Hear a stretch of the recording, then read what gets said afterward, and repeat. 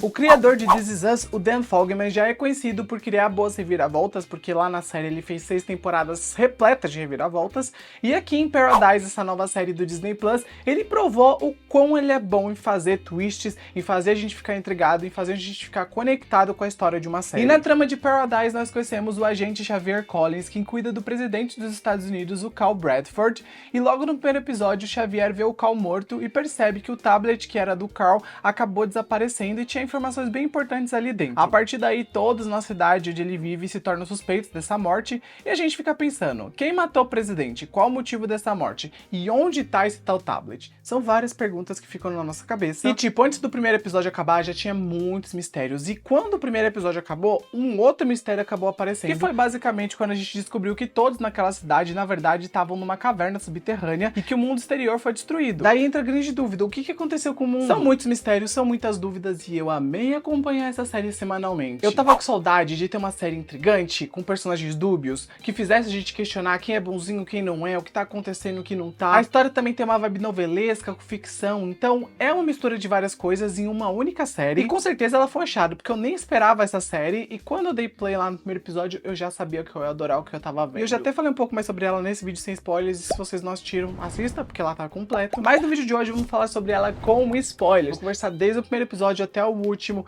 falar o que eu achei dos desenvolvimentos da trama, dos acontecimentos, da reviravolta final, muita coisa pra gente falar. Então esse vídeo vai ter spoiler aí do começo ao fim, mas antes de começar a falar sobre tudo, deixa o like que é importante, se inscreve no canal para próximos conteúdos e séries de filmes, que eu falo sobre isso aqui sempre, e não esquece de comentar lá embaixo a sua opinião sobre essa temporada e o que você espera pra segunda. Coloca tudo lá que eu quero muito saber o que você tem a dizer. Durante a primeira temporada de Paradise, nós conhecemos a história da Sinatra, também conhecida como Sam. Ela foi a pessoa que criou aquela cidade subterrânea onde todos vivem, depois dela descobrir que o mundo acabaria em alguns anos. E o filho dela teve uma doença misteriosa e acabou morrendo. Isso também meio que impactou nessa tal decisão dela, porque ela queria salvar o resto da família que ela tinha. E esse enredo dela serviu muito pra gente simpatizar com ela antes dela fazer várias maldades nos próximos episódios. Como, por exemplo, mandar a Jane matar o Billy, como, por exemplo, ordenar que vários cientistas morressem, como, por exemplo, mandar sequestrar a filha do Xavier. Ela fez muita merda. Mas já a gente fala dessas merdas que ela fez. Antes disso, a gente tem que falar da Gabriela, que é o braço direito da Sinatra. E ela foi a terapeuta responsável por escolher todas as pessoas que morariam dentro desse bunker a dedo. Então ela foi escolhendo todo mundo, desde o Xavier até mesmo a moça da limpeza. E ela foi a responsável lá no começo da temporada por ajudar o Xavier a escapar do interrogatório sobre a morte do presidente. E depois disso, os dois acabaram indo pro chuveiro, transaram. Essa atriz ama uma putaria, quem assistiu Sex Life da Netflix sabe. E durante esse pega dos dois, a própria Gabriela disse pro Xavier que ele não deveria confiar no Billy, e o Xavier começou a ficar com o pé atrás com o Billy. E a gente vai descobrindo um pouco mais da história desse amigo do Xavier, que basicamente tinha um caso com a colega de trabalho, a Jane,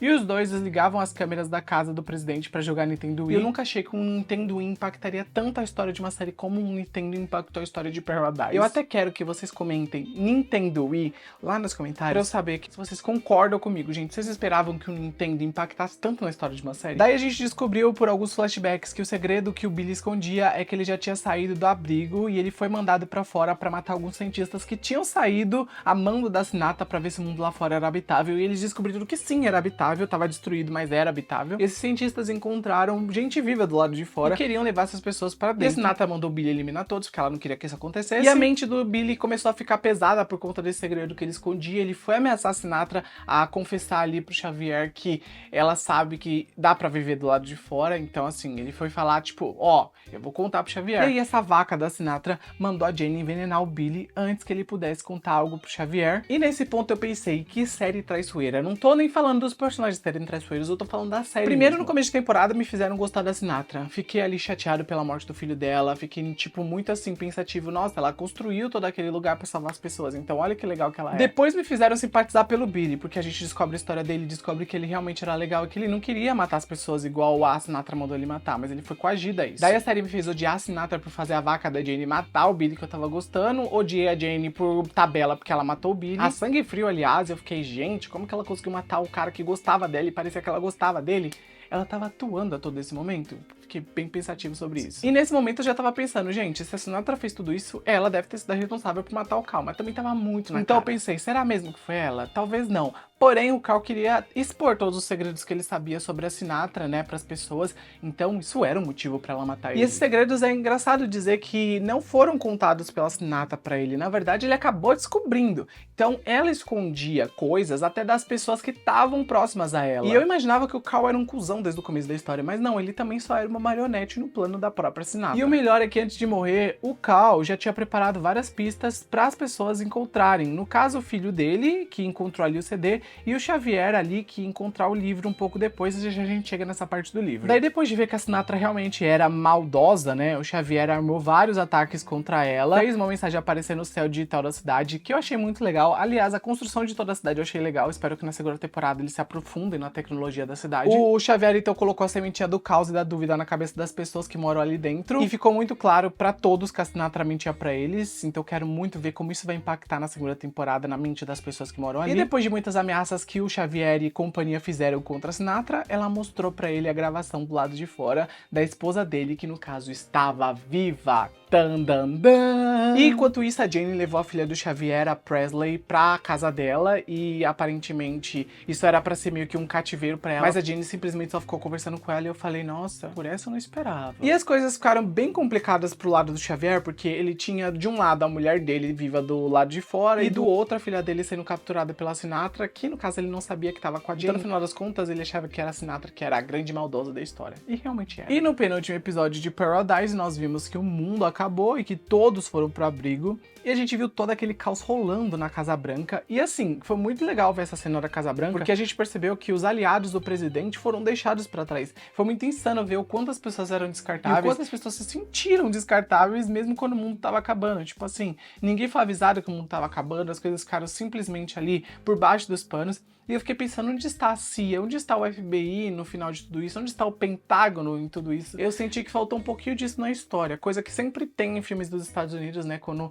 acontece algo de catástrofe, e aqui não teve muito. Eu queria muito ter visto isso, mas eu gostei muito desse caos que rolou na Casa Branca e achei que foi bem válido pra história. Ainda mais mostrando que o Cal tinha um sentimento ali de querer ajudar as pessoas, só que as pessoas por trás dele não deixavam. É aquela coisa, né? O presidente nunca é a pessoa que faz ou desfaz as coisas. Na verdade, tem 30 pessoas atrás dele fazendo e desfazendo coisas. Ele simplesmente tá ali pra ser a cara do que vai ser comunicado. Então é o que muita gente vê aqui na série sendo feito, né? O presidente não é a pessoa que manda e desmanda na cidade, é a Sinatra. Então tem muito disso e eu gostei muito disso na série. Aí a gente acaba entendendo o motivo do mundo tá acabando, né? Num flashback, a gente vê que um vulcão enorme entrou em erupção sobre a superfície da Antártica, fazendo com que muito gelo caísse no oceano e criasse um tsunami devastador pro mundo. E isso começou ali uma guerra nuclear entre as nações. E eu fiquei só pensando, gente, a natureza começou a destruição? Começou. Mas quem foi que continuou a destruição? Os humanos. E quem começou a destruição da natureza? Os humanos também. Então, no final das contas, os culpados são os humanos. Eu muito provavelmente não seria selecionado por abrigo, né?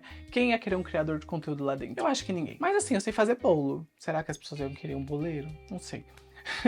Mas assim, ainda falando da guerra nuclear, a gente vê que o Carl usou o contra-ataque dos Estados Unidos, que destruiria todas as tecnologias e pararia os mísseis nucleares de chegarem em seus lugares e destruírem tudo. E isso deixaria o mundo no escuro, porém ainda daria chance para as pessoas que sobreviveram recomeçarem. E pelo visto isso deu certo, né? Já que a gente ouve a esposa do Xavier viva, né? Falando com um rádio.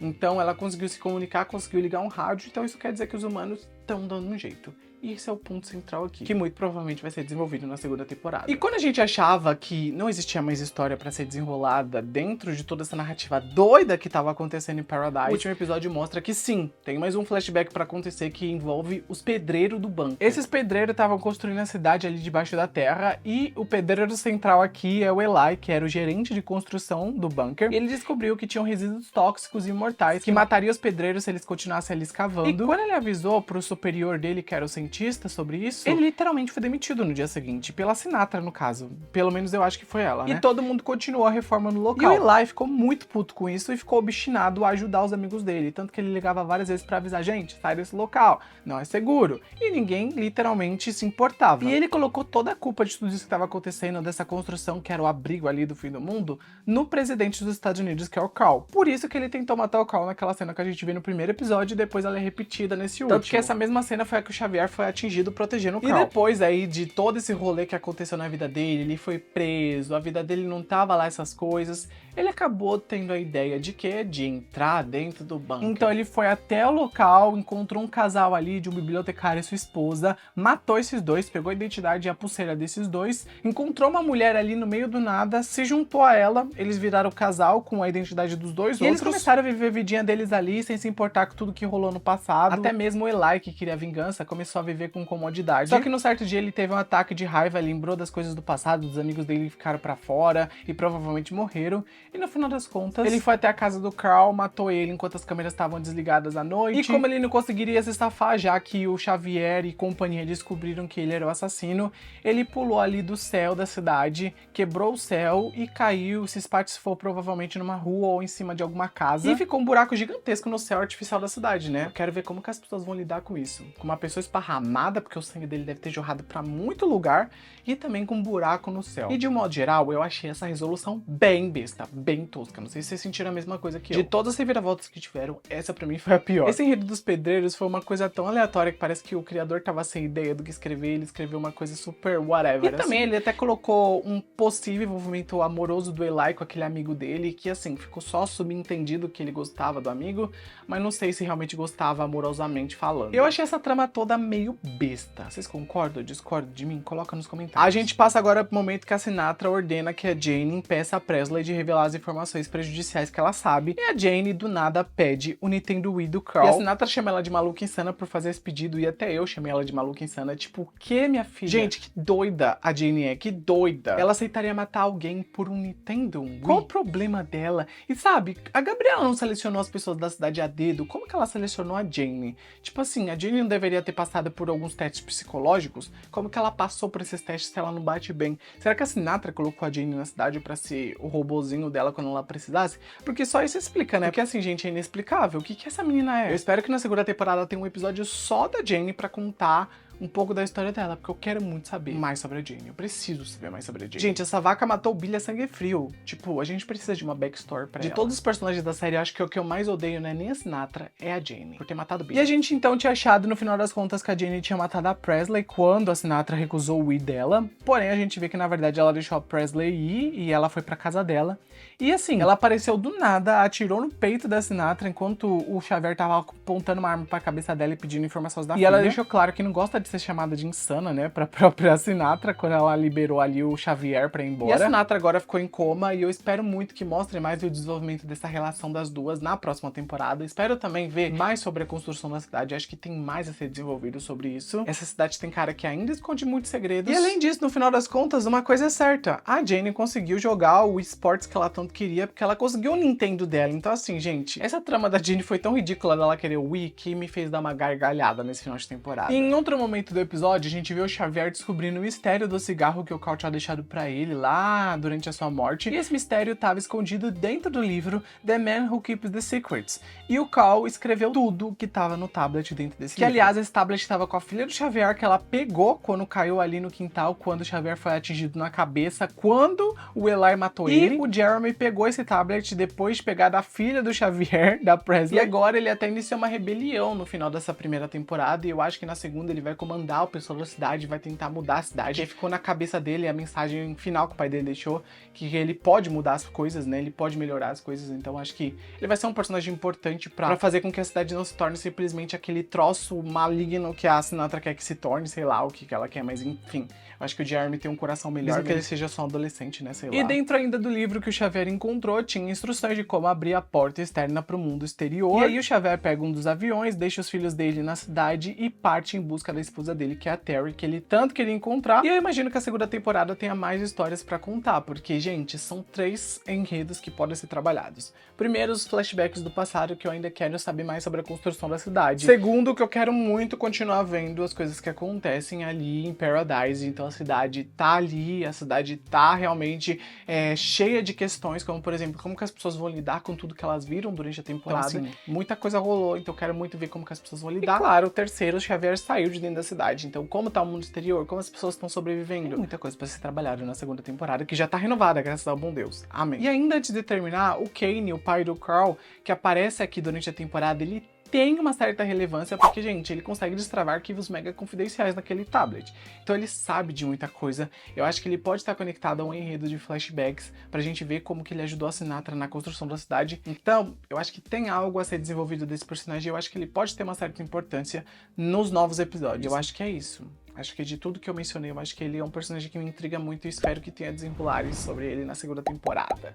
Mas me contem aí, o que vocês acharam de Paradise? Gostaram, não gostaram? Se gostaram, não esquece de comentar lá embaixo muito o que vocês têm a dizer sobre a segunda, sobre a primeira. Coloca os seus comentários lá. Sempre deixa o like que é importante. E se assistir até esse ponto do vídeo, coloca um CD nos comentários pra eu saber que você viu até esse momento, porque o CD vai representar o CD que o Carl deixou pro Jeremy. Então é isso, coloca lá. Gente, eu fico por aqui. Grande beijo, até o próximo vídeo e tchau!